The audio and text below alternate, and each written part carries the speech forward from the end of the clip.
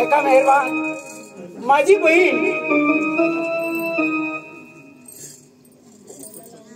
बहीण एवढी कासावास झाली होती भावासाठी. कशा करता बहीण कशी असते? बहीण भावाच्या हाताला राखी बांधते. राखी म्हणजे काय? कुणापासून झाली राखी? कोणी ठरवली राखी कशी असते? ज्या टायमाला कृष्ण परमात्मा आपल्या बहिणीची परीक्षा घेण्यासाठी हाताला क्षेत्र मारलं होतं, बोटाला क्षेत्र मारल्यानंतर बहिणीने बघितलं माझ्या भावाचं रक्त वाहत आहे बोटाचं, म्हणून मी स्वतःचा पितांबर फाडून बहिणीने त्या बोटाची चिंगुटी भावाच्या हाताला बांधली. त्या दिवसापासून रक्षाबंधनाचा सण साजरा झालेला आहे. मग माझ्या बहिणीने करता मी करायचं तरी काय? माझ्या बहिणीने मला राखी बांधलेली आहे. माझ्याजवळ पैसे नाही, मी मोलमजुरी करून पोट भरतो. करायचं तरी काय आणि नाही तरी काय? माझ्या बहीण एक राजाची राणी आहे. मी गडावरती जातो, हातात माझी शिदुरी घेऊन जातो. माझी ताई सांगते मला, बंधुराज तू मला भेटायला एवढ्या लांबून आला, मग तू माझ्या घरी जेवायला का बसत नाही? नाही ताई, मी कधी जेवणार नाही. त्याला कारण आहे, ज्या ठिकाणी मुलगी आणि बहीण द्यावे त्या ठिकाणचे अन्न ग्रहण करावे नाही. त्याच्यासाठी ताई मी तुझ्या ओट्यावर बसून माझी शिडी भाकर मला लाभते. नाही बंधुराज, तसं नको करू. हिरे माणिक मोती सगळं काही मिळून तुला द्यायला तयार आहे. का नाही घेत? नाही ताई, मी घेणार नाही. माझ्या तुझ्या करता मला फक्त अधिकार एवढाच आहे, तुला माझ्या परीने कशी असो, 100 रुपयाची असो, 50 रुपयाची असो, मी तुला साडी परिधान केल्याशिवाय राहणार नाही. अरे नको बाळा, तू माझा लाडक्या भाऊ आहे, तू नको माझ्या करता कासावा असू. नाही ताई, मला साडी घ्यायची. करायचं तरी काय? 500 रुपयाची साडी आहे. काय करायचं, पैसे नाहीत, मोलमजुरी करून पोटाचा उदरनिर्वाह करतो. मला 2-3 मुलं आहे, करायचं तरी काय. आता भिक्षा मागावं लागेल, कारण माझ्या बहिणीला मला साडी घ्यावी लागेल. मी करतो मजुरी पोटासाठी,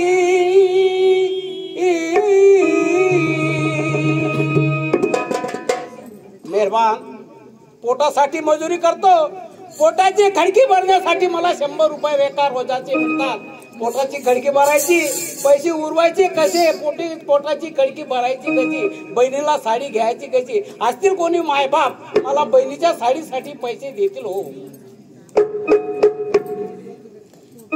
करतो मजुरी पोटासाठी, पैसे नाहीत बहिणीच्या साडीसाठी. करतो मजुरी पोटासाठी, पैसे नाहीत बहिणीच्या साडीसाठी. करतो मजुरी पोटासाठी,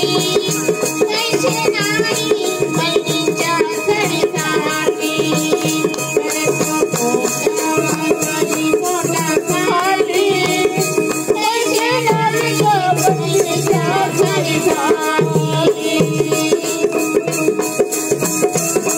करायचं तरी काय, नाहीतरी काय. माझ्या पत्नीने सकाळी उठवलं आणि मला सांगितलं, स्वामी लवकर कामाला जा, पैसे 2 पैसे आला. आपले मुलाचे वाव कसे करायचे मला कळत नाही. 2 दिवसापासून कोणाच आणलं. माझ्या बहिणी खाली घ्यायला माझ्याजवळ पैसे नाही. मी काम करतो पोटासाठी, मजुरी करून माझ्या बहिणीच्या साडीसाठी. माझ्या पत्नीने सांगितलं, स्वामी शिळी भाकर आहे, घेऊन जा, 2 पैसे आणा आणि तुमच्या बहिणीला साडी घ्या. मी जातो सकाळी माझ्या पारी, जातो सकाळी माझ्या हारी.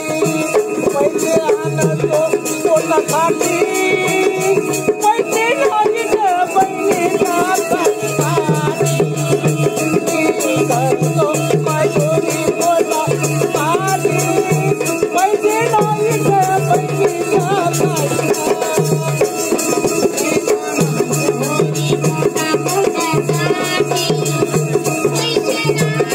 बहिणीच्या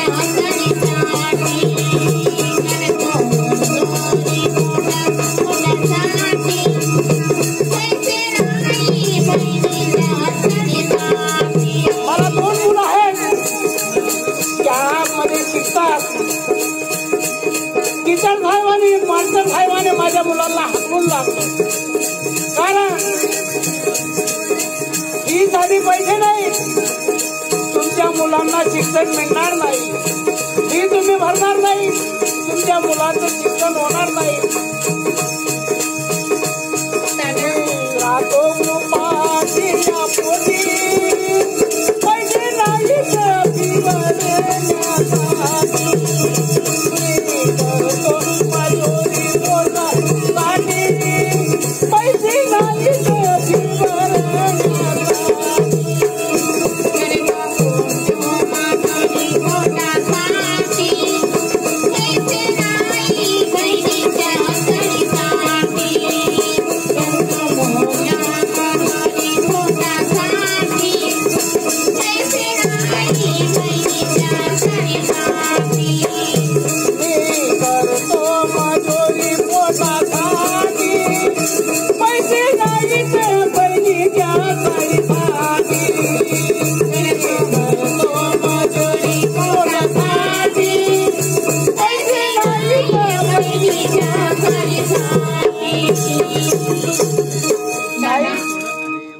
बोलताय आणि बोला.